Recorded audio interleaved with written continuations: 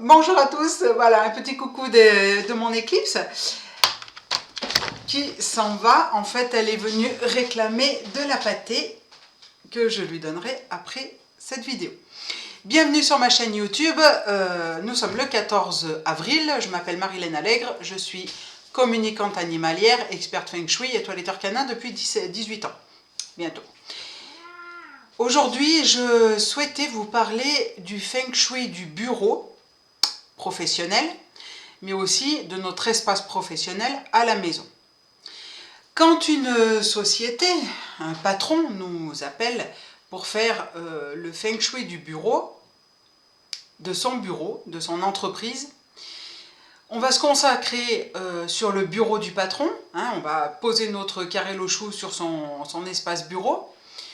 Et puis, ce qui serait bien, c'est qu'on puisse avoir aussi accès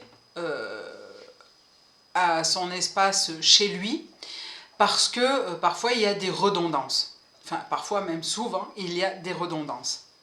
C'est-à-dire que ce qu'on va trouver comme déséquilibrage sur le bureau professionnel, eh bien, ce même déséquilibrage, on va le retrouver dans sa vie privée. Si on réaligne la vie professionnelle, on réaligne également la vie privée.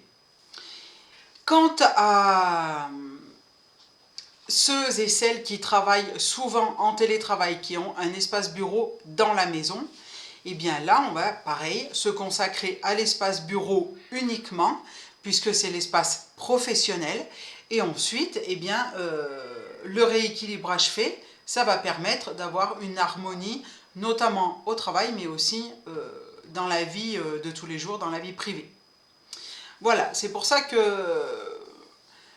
je voulais vous expliquer un petit peu ça en quelques mots. Il y a un petit aparté à faire, c'est pour tout ce qui est petit commerce et thérapeute.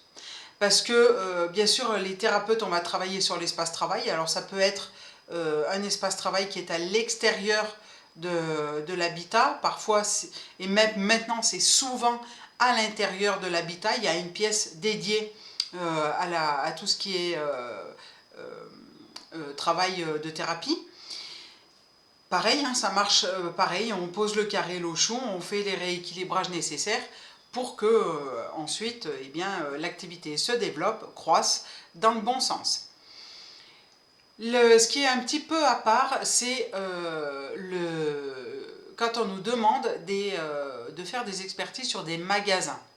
Parce que là, on ne va pas utiliser le Feng Shui de la boussole, puisque je vous renvoie à mes premières vidéos dans lesquelles j'ai un petit peu détaillé tous les outils Feng Shui qu'on avait à disposition pour rééquilibrer la vie des personnes et ramener la sérénité.